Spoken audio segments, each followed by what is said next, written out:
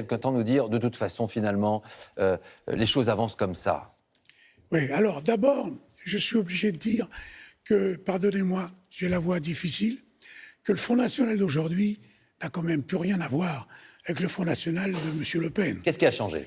Ce qui a changé, c'est qu'ils ont des idées qui ne sont pas les miennes, mais ils se traduisent par un comportement tout à fait républicain. Je veux dire, ils ne disent pas plus de bêtises que le Parti communiste ou que les partis classiques. Ils ont des convictions. Ils se sont normalisés et ils sont entrés dans le jeu des républicains. C'est pas la normalisation qui compte, c'est que on conteste plus leur présence sur un plateau, c'est ça? Non, mais on conteste plus du tout tout ce qui s'est passé pendant la guerre. Il y a plus un type qui est pro-nazi. Il y en avait. Il n'y a plus de révisionnisme, vous donc, dites? Voilà, donc c'est plus la même chose. Sauf que le Parlement européen avec des partis nazis, c'est quand même un des objectifs. Ils auraient pu le faire parce qu'ils le faisaient. À l'époque, ils étaient capables de tout. Alors, je voudrais simplement vous ramener un petit moment d'histoire.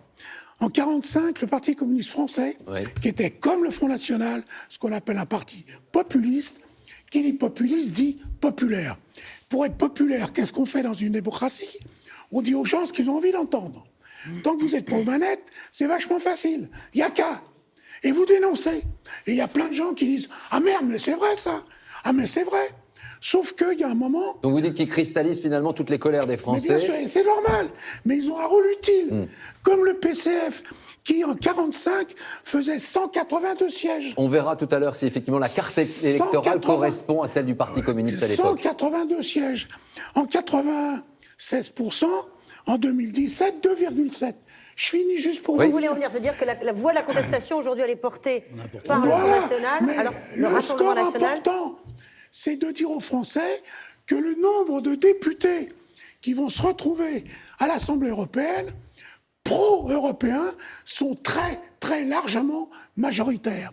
Je salue les Verts, parce qu'à l'époque où j'ai fait ma liste, j'ai fait le même score, mais j'étais tellement conscient de l'importance des Verts, j'avais pris Bruno Mamère, numéro 3.